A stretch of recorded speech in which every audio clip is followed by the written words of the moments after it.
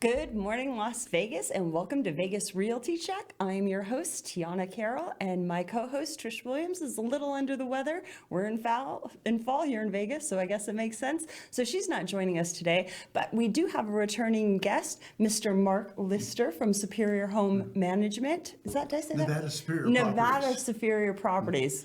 You got part right. I got the superior part. Superior is all that we care about. This That's man right. offers superior service. Anybody That's we've right. ever referred to him as property management has been very pleased with them over 24 years. Almost 24 years now. Yeah, in the business. So you know property management. Yes. Nevada Superior Properties. Bookmark it if you need a manager.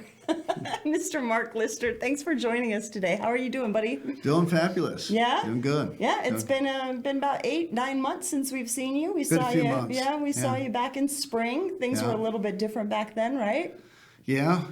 Different market, different time. Well, now we're in the slower months for property management. This is the time where you try to avoid because it's much tougher to rent a property in November, December, January, February. Yeah, that makes sense. It's hard to get uprooted and change your life in the middle of a holiday season, and that's where we are because we are on what is today, the 16th of November. I can't even believe we're midway through November. Where did the time go? I know, it's crazy. So each episode we always start. You've been here before, you know. We start with our numbers, and this episode, as well as the last episode you were on, we're also going to touch on rental numbers. Usually we just do what's for sale, single family homes in the Valley. So this morning, we have 4,114 single family homes available in the Valley this week. So that is actually a little bit down from last time we're here. When you were here in the spring, we had that spike in inventory and it was like 4,600 homes on the market. And now we're at 4,100, which is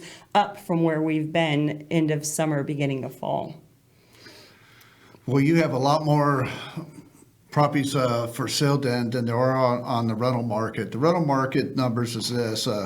Total 3,607 properties on the market. That includes condos, townhouses, houses, anything you get on the MLS for rent, that's in that number. Wow. You break it down to single-family houses, that number goes down quite a bit. Yeah, I to bet. 2,239, this is on the market. So it's big houses, small houses, 2,239. Okay, Now, that's not a lot of variety then. There's not a lot. No, the normal market really should be around 6,000. So you think that'd be really good, but however, the market's slow for this time of year, so it's good that we don't have more. More to sit. Are they moving fast? Usually rentals move pretty quickly, right? It depends. In You have normal to. markets? When you get over 2,000, it slows up significantly, and the higher you go up over 2,000, the more it's going to slow down, depending on what the property has. As a pool, it may go a little bit quicker. Pool's always a desirable. But if you under 2,000, then it goes much quicker, much easier to get rented. You know, it comes more. You're more in an affordable price range there. Yeah, that makes sense. I also cover the sold numbers, which we are so down, so down in our sold numbers compared to last time you were on the show, which was just in the beginning of spring. We had 900 homes, well, just under 900 homes that had sold that week. And this week we have 383 homes that sold. So that's down. And our price reductions, though, are way down in comparison. We had almost 700 price reductions the last time you were here in the spring, and now we have 260 price reductions, which is even down from last week and the week over that. So people have adjusted their prices here, and everything seems to be settled. Is that because of the season, or is that because of higher interest rates, or? I think it's a little bit of everything, right? Mm-hmm. So we're sort of in this weird perfect storm where we have ourselves technically in a seller's market, but sellers are giving concessions because of high interest rates, and buyers are struggling to get into properties. And then I think some of it has to do with the season. Now we will, right after Thanksgiving, see a little uptick in some movement there. People are either clearing houses off their books or acquiring a property for whatever they need to do to finish off the year financially. So we will see, usually those are like investors, cash buyers, a little bit of a Christmas gift bonus to us in the sales department. We get some extra holiday sales, which is nice. Well, I have some interesting numbers also to take Go away ahead. from Well, we're in numbers now. the 2239 single-family houses. If you have a pool, that's 407 properties on the market. Now, this time of year, I don't think a pool would be too desirable, No, but they're I bet not. if you're showing rentals in February, March, April, people are giddy to get pools. Especially in June. June, yeah, no, that the same thing happens in sales too. Yeah. If you're shopping in that strong Vegas heat, you get yourself inside the air conditioning, you love it, but when you see water outside, you're like, this is the one. Write the contract. We're going to buy this one. But I have an interesting number for you. So let's go back. Single-family houses on the market, 2239. Okay. Now, if you say yes to pets, okay, so if I have a pet, now that number drops all the way down to 1105. Oh. Okay, so landlords, when they say no to pets, they cut their market off by about 60 to 70%. So those that take pets get to market 100% of the market versus cutting it out by 60, 70%. Yeah, So and you go people down- love their animals. They do. They do. And so many of us have animals. Well, and there's a simple way to take more pets. A lot of owners, I always ask, do you take pets? And they get very emotional. Oh, no, the pets are going to destroy the house. Okay? Right, I was Well, going to say the mindset has to be that pets are going to be destructive to the property. a lot of people think that way, but with proper property management and the proper strategies, you can make it very profitable. So let's look at it like this. Let's say there's two identical houses. Okay. So there's you today. You're a self-manager. You're doing it yourself. And then there's me. There's the So I woke up choosing violence, making bad decisions. Got it. Well, but no, you're not doing it. You're saying, no, I'm not going to take pets. No pet's going to live in my beautiful house. Okay, so this is hypothetical because I got a menagerie. Right. So here I convince the owner that, if we do pets, here's some things that we can do for you. We're going to screen the pet. Okay. We have a system that screens pets. So we screen people. We also screen pets. Make sure they have their vaccinations and not biting up the neighborhood. Okay. Yeah. And then the other thing is we make sure that they have renter's insurance. Okay. We charge $500 per pet deposit, which is refundable. So if they treat the house well, they get the money back. And that we also charge a pet fee, but it's only $10. That's whether they have one pet or three pets. Okay. Max you can do And is that's three. a fee, so it's one We get time. the It's fee. not a pet rent. Right. Okay. It is a pet rent. Okay. It works that way. Yeah. So it's every month. Okay, Yeah. so but it's it's a- only $10. And I don't have any problem with people paying it because they're desperate to find a place to find pets. Because remember, half the market went away when we said yes to pets. Right. Okay. More than half. All right. So pets, and what I like about pets is, like you said, it's part of the family. Agreed. Okay. Now, so let's go back to the scenario. So yours says no pets, and it takes you twice as long to get yours rented out. So if it's $2,000 a month, you've lost $4,000 up front. Now, over here, we can set the pet, so we're marking 100%. We get it rented right away. Okay, so we didn't lose anything other than the short marketing time. Okay, now let's just say I always tell my owners, don't go along with everything's gonna be all right. You never know. We have to protect ourselves in case something does go wrong. So say it does. They do some damage. We could cover it out of the deposits.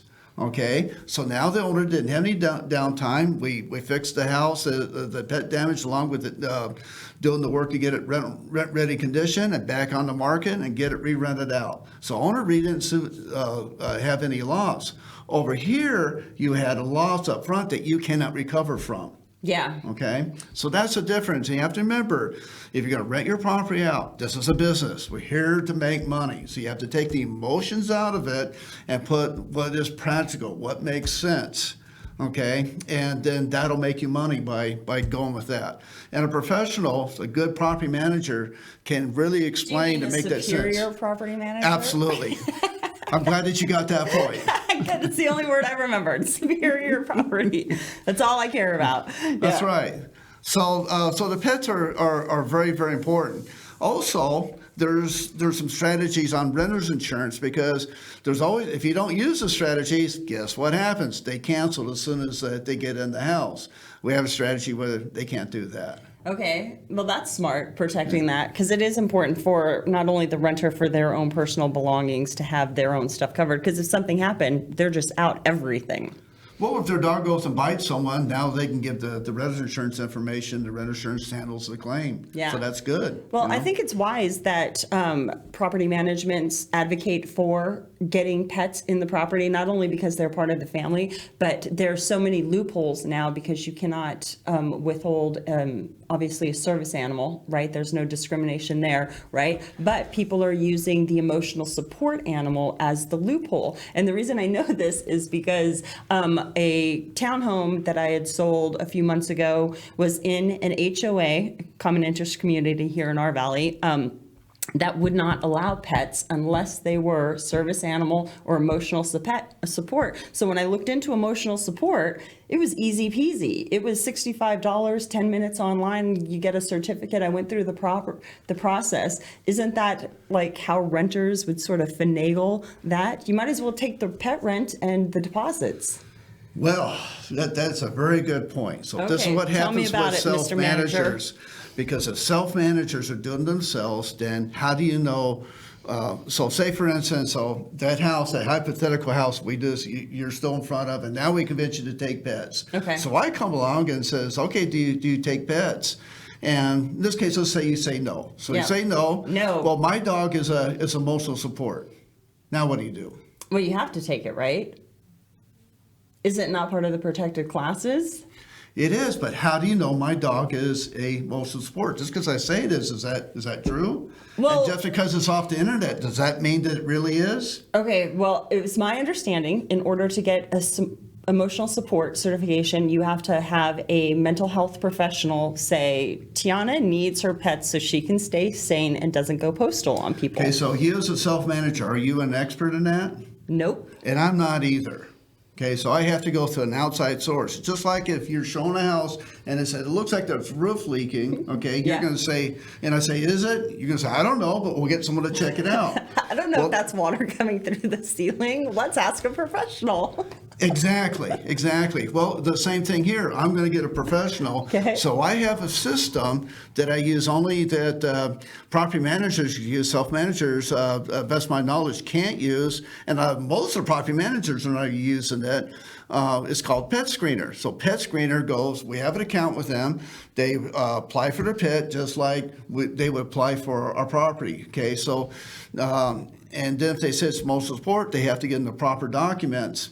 And I find 60 to 70% they don't have the proper documents, which means it's not a bona fide, genuine emotional support. Because getting off the internet is not proper documentation. They have to get it from the doctor's office or the medical professional. It doesn't necessarily come from a doctor. No, it can be but a therapist or whatever. That's right. It's just that's right. a If they get the medical proper professional. forms, now it is. Now I can't treat it as a pet. I can't get a pet deposit.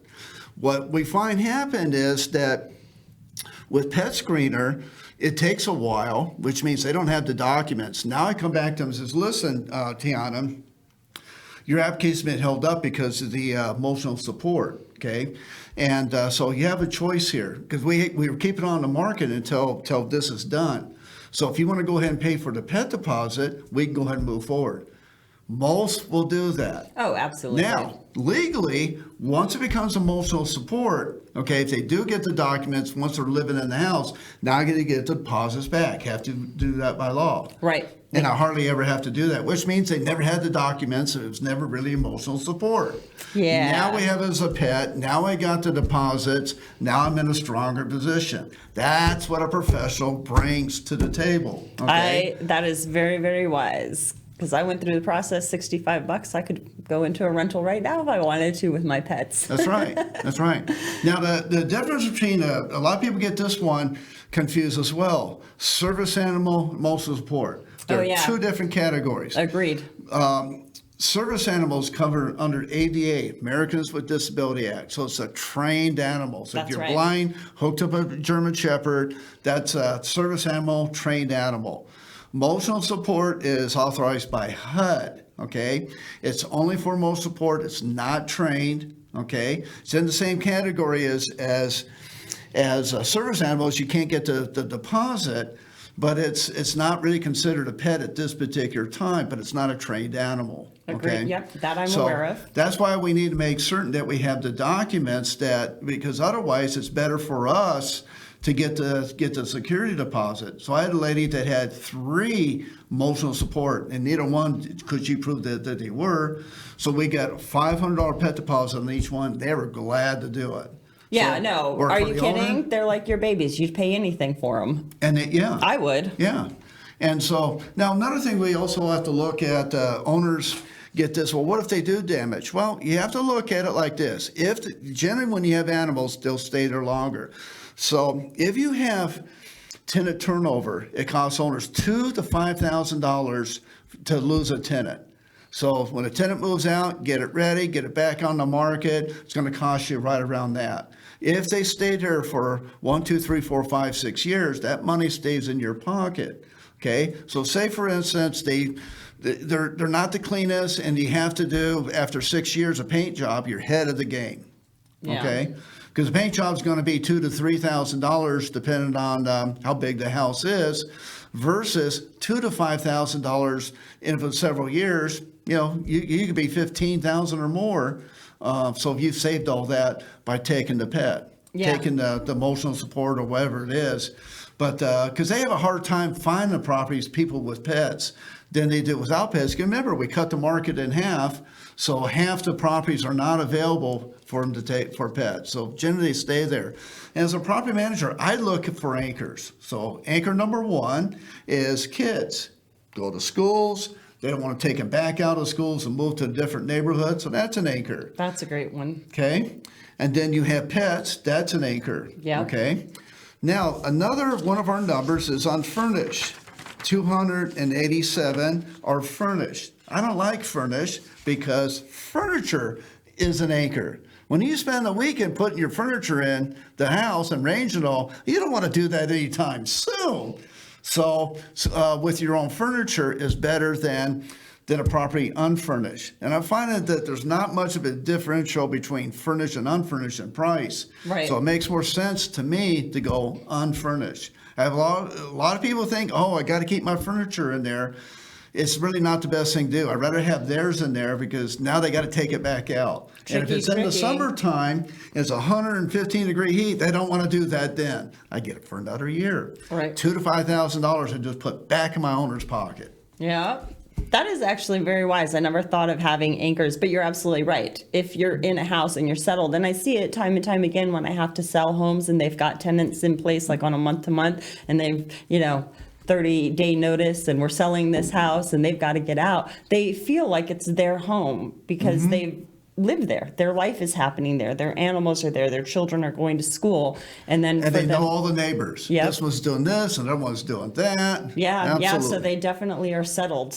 Yeah. And that's what you want. Absolutely. Especially if you're going to have long-term renters are better than renter turnover, for sure. Well, I'd say a good sign of a well-managed property is when you drive down the neighborhood and you can't figure out which one's the rental. Yeah, no, that's great. So what else do you do to protect your investors?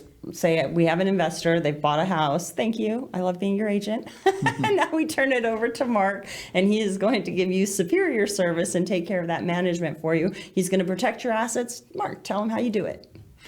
Well, there's many things, but it starts with marketing first, because everybody says, I want a good tenant. Of course we do, okay? So it starts with marketing. So good, strong marketing is important. So we go not only on the MLS, professional photos, just like you would for a house for sale, and but also it goes on Zillow, HotAds, Trillia, it goes on about 24 websites, and then and there's some high-tech stuff there, but sometimes some low-tech stuff is the most important. Yeah. When the phone rings, answer the darn thing. Okay, Yeah. And we answer the phone because there's someone over there that either wants to rent their house out or wants to rent a house. And if we don't answer it, how are we going to do that? Yeah. The other thing we're low tech is show it on the weekends. We'll answer the phone and get showings done on the weekends because that's when most people out there have time to go look at rental properties or houses for sale, either one. And so it's important that we're available, set those appointments up, get out there and show them the property. Okay. Now, I'm almost different because most of the agents that are showing rental properties, they open the door and let them in. That's the wrong way to do that. I get there before they do, turn on all the lights, turn on the ceiling fans, and the most important thing is, I'm sure you probably do this too. I was going to say, so far it just acts like you're showing a regular sale. That's what we Exactly. do. We show up early. We make sure there's light in the room. Everything is clean and neat. Everything And you go smells good. straight to the slider. You open up the slider vanes, because if you don't, Yeah. they're sitting there fuddling with it, trying to open up the slider. So you got to open that up, open the door, and you watch it go straight to the front door, straight out to the backyard. Every Yeah. time. Yeah. Every time. So you want that, but I want the lights and the ceiling fans. I want it to look good. Because you understand, if you ever shown rental properties, you've run across this. The first house you showed smelled like dogs. Second house smelled like cats. Third house had a smell. We're not quite sure what it was, but it wasn't good. Right. Now they come in, it looks good, the lights are on, stick a fork in them, they are done. They're going to do an application. Okay, what about vetting those who drop in the application? Well, So that's sort of, That's the next important part is looking them over. And there's a lot of things that go into this. So our criteria for us is minimum 600 FICO score, 3 times the rent for the income, and good rental history. Sounds simple enough, right? sounds simple enough, but there's a myriad of people that fall in those categories. Some are good renters, some are bad renters. How do you pick out the good ones? The Well, ones most that are going people to would anchor say- down and be there 6 years, pay your mortgage for you, build that money. Well, let's work another scenario to answer that question. Okay. Okay. So we have 2 applicants. One's at 800 FICO score. The other one is 625. Okay. Okay. So which one would you say? This is a trick question now. Which one say is the best tenant? Which one would you so want to you'd take? always go with like 800, right? Somebody's Okay. got a proven track record of paying their bills on time. Most are going to say this, Right. and I say this one's wrong because you're already. I know you're drooling because you can sell my house in a year. Right. I'm like, Okay? 800, why are we renting? For Absolutely. Three times the deposit. So we I'm can going to get keep it them for- for a year, which means now we're going to have the owner's biggest expense, $2,000 to $5,000 for turnover expenses. Right. Okay. Now this one over here, can he buy a house? He can, but Not at it's gonna be 625. there's some programs that start at 600, but he's struggling. He is struggling. The chances are not very good. Yeah, not good Okay? unless that dude's got a ton of money to throw down at it. That's right. So that means now, what's the chance of him fixing that in a year? Slim. That's right. Slim, Happens slim, all slim. the time. It's a lot of We're work. going to do it, and then they don't do it. And guess what? Now I got them for another year, and another year, another year. So then the perpetual rental cycle starts. All right, Right. so send me all the applications that have 800 credit scores. I'll call them. I'll be like, listen, you're doing this all wrong. Let's make an investment. Well, you know what you hear there. Well, we want to rent first so we can see what part of Las Vegas we we want to be. see the valley. Yeah. We want to know what's good and what's not. But the thing is, people, when they do come to the valley, I always find that they get settled in an area and then they stay in that area. Even if they like other areas better, they get so used to their grocery store, their commute to work. If nothing's really too strenuous on them, they'll just stick around in that same area. Well, here's another one I hear a lot. We're only going to be here for a year. We really don't like Vegas, right? 6 years later, well, I guess we have to buy a house because Because now we're going to stay here. We've decided. Yeah, We've decided. yeah. Yeah. Well, So- it's hard to come to Vegas and not fall in love. Well, some I think it has to grow on them a little bit because, especially if you come from back east, where are the trees? Okay, Yeah. So, yeah, the desert has its own beauty, but after a while, the Vegas kind of grows on you after a while, and then you can't get away. So. Yeah, it gets its claws in you, and then you are stuck in the valley, which is fine. We like you in the valley. We've grown so much in the past 5 years, 10 years. It Yeah. feels like every time I think we're at the max, like, okay, we're a big city, let's stop. It just accumulates, and 5,000 people a month are moving into this city. Yeah. And that's been going on for 3 years. How nuts is that? Actually, I remember back even before that in the early 2000s and the 90s, the same numbers, so we've been very consistent. The only We time have we been weren't very was during consistent. the Great Recession. Yeah. We had some pullback then, but, we recovered and the city is, much, much different than when I got here in 83. Yeah, I was here in 88, and it's so much different. Did you ever think we'd see an F1 track on the strip? or football. Yeah. Yeah. Or hockey in the desert. Yeah, it's amazing. Yeah, it's been a lot of growth. And the diversity in the economy, when I first got here, was all gaming and hospitality, period. Yeah. And our economy has changed so much. But enough about Vegas. When you come here, you get your rental, you think you're going to be here a year, guess what? You're sticking around. And when you do stick around, I'll sell you a house. But until then, Mark's going to rent you a house, help his investors out. How has that been for you? For investors right now? Because of the high interest rates. Believe it or not, there's still investors coming in. I'm getting some calls on realtors that are working with investors. And there's some ways to look at that. I always say that no matter when you get in, if you can get in, get in. Yeah. Now, there's some arguments with the higher interest rates, whether it's going to cash flow or not. Well, okay, let's take that one on, whether it cash flows or not. That. Say, for instance, if you invest in other areas, say like the stock market, you really can't, it goes up, it goes down, okay?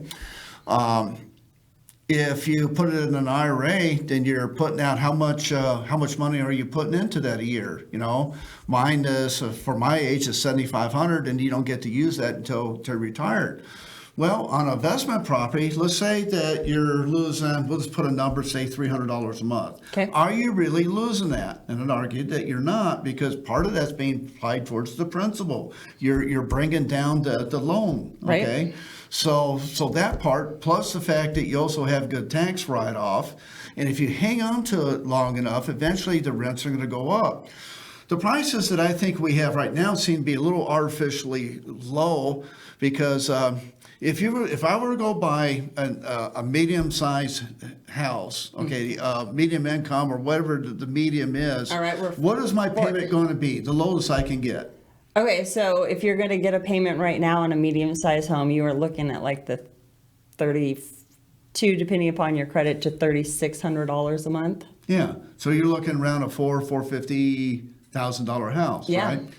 So, and even if you get, say, like a $350,000, you're probably a little south of $3,000, but you're around 28. Yeah. So that means at a certain point, the rents will have to go up, because as more and more people have those notes, okay, and they turn around and rent them out, the numbers will make that, just by sheer numbers, it'll make those rental rents go up.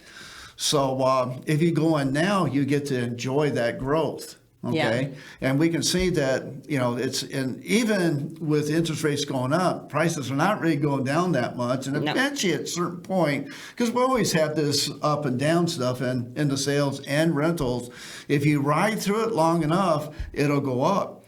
Well, good example is on our house we bought in 1999. I can now rent that for $2,750. The note is only $1,507 on that one. My new house is $1,600. So it pays not only for the old house for itself, but also for my newer house. So my out-of-pocket payment is really, really low for my new house. It's always better to buy in the past. Where's my time machine? Well, the time machine is now. Start it now. Get a house. Hold on to it with your teeth if you have to, but hold on to it. Of course, this goes against what realtors want. They want you to all sell the house. So I don't. Okay? I am a realtor that once you get a property, hold it. Hold on to it. Hold it. We'll get you another property. That's right. Get another one.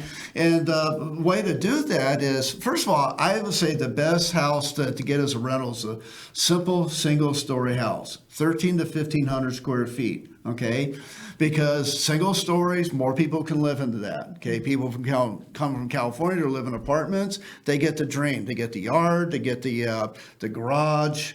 Okay, so it's very desirable, and it's at affordable price for them.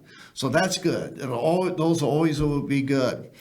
So now, if it's only, say, like 1,200 square feet, you're going to grow that at a certain point. So now you need a bigger house. So Tiana gets you a bigger house. We rent out the old one, okay? And then eventually we get more kids. Now we got to go from a 3 to a 4 bedroom. So we rent the second house out. Now we got 2 growing for you. So it's total 3. The one you're living in, you just got, and then the second one and the first one. Right. And the longer if you can keep doing that through the years, and we get 2, 3, 4, or 5. I've seen Air Force people do that, and by the time they retire, they got some nice cash flow coming in.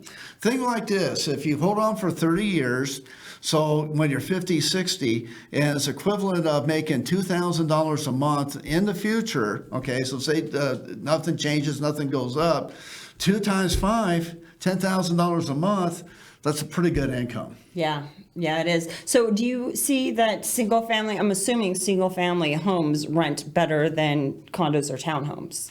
Right now, condos and townhouses do quite fine, and a lot of investors are doing those.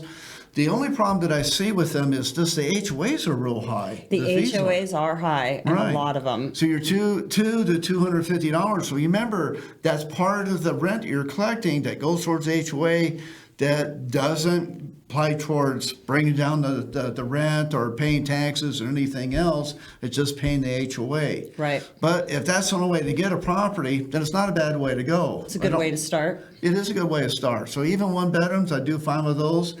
10 years ago, that was a kiss of death. You couldn't give those things away. Yeah. But, rents have gone up quite a bit, that even with the settling down, they still rent quite well, okay? Because, you get down, there's less and less. So you get down to, say, $1,600 a month, there's less available. 15 less, 14 less, so Yeah. forth and so on, okay?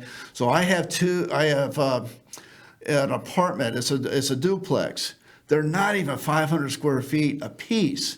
And we've went from $850 all the way to just right around $1,000 a piece now. And this is in North Las Vegas, the old part.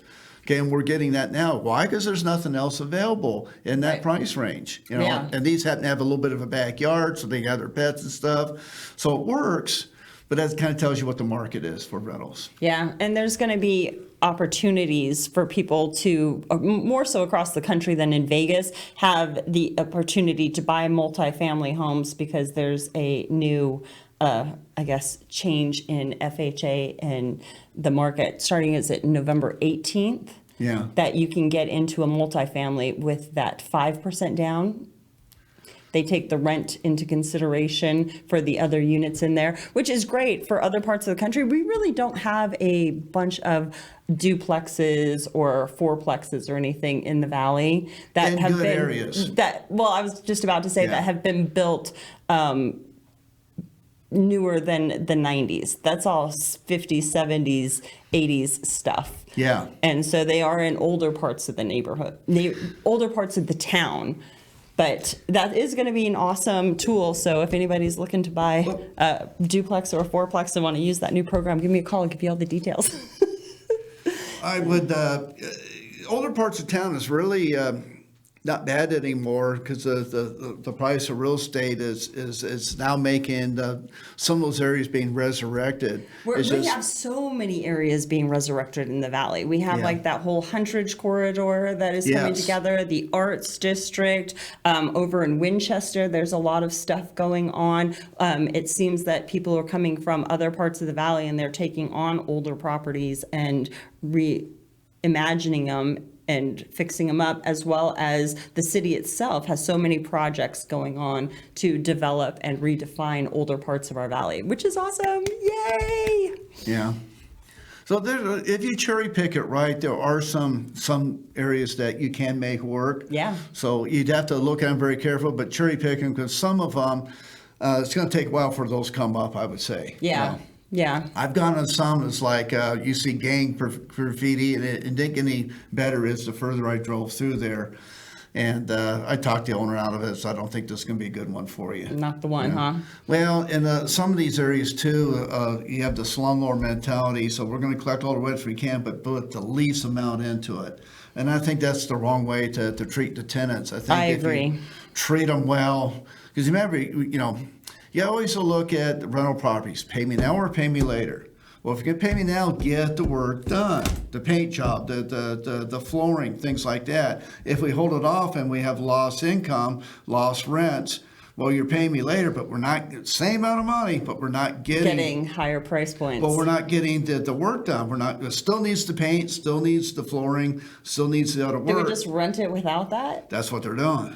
Oh, that's awful. That's awful. Luckily, the investors that I've worked with have come in and sort of rejuvenated the properties, made sure they're livable condition, and put tenants in at higher price points. So that's awesome. You get higher price points and a better tenant. The tenant's going to take good care of the property. When it's something that they want to live in, then they're going to take care of it. If you run a property nobody wants to live in, you only get the person that's the only choice he has left is, or he or she, okay, then it's probably not the desirable tenant. Yeah, you don't want that desperation. It's going to take a lot of time of your day dealing with that. Yeah. You know, the wrong tenant will really take a lot of your time and make you wish, geez, I never should have gotten into rentals. Now we just got the wrong tenant. Maybe we had the wrong property, but the right property, the right management, then you get the right noise for rental property. So I'm going to show you what a good, well rental property sounds like. You ready? Here we go. Okay, make it quick. One, Because I'm two, gonna wrap it up when you're done. It'd be real quick. One, Okay. 2, 3, 4. 1, 2, 3, 4. That was quick. So That's what's what one? we want to hear. Nothing. Nothing. We want it nice and quiet. And we have systems set up to where we can accomplish that. And I'll end your show like that. That's a good way to end it, because that is the importance. If you're going to hire a property manager, they are there to protect your investment. You want to make sure that they're doing their job. And I've known Mark for years, and I know that you do a great job. Everybody you. that we've ever had that has property management with you really is appreciated the property and the care that you've taken care of the property for them. So Mark, if somebody wants to get a hold of you, how do they get a hold of you? Just call me on my cell, 702-278-4781. And Excellent. as I said, we actually answered the phone. Yes. If I miss you, I will call you back. Yeah, that's a fact. I've never called you and you haven't answered. So I love Morning, that. noon, or night. All right, Vegas. Thanks for tuning in to Vegas Realty Check. I'm Tiana Carroll. You can give me a call or shoot me a text if you have any questions about the Las Vegas real estate market at 702-379-9948. Make sure you like, share, and subscribe to the channel if you're finding value in the information, because we post each week on Thursdays. Until next week, Vegas, have a great day. Bye.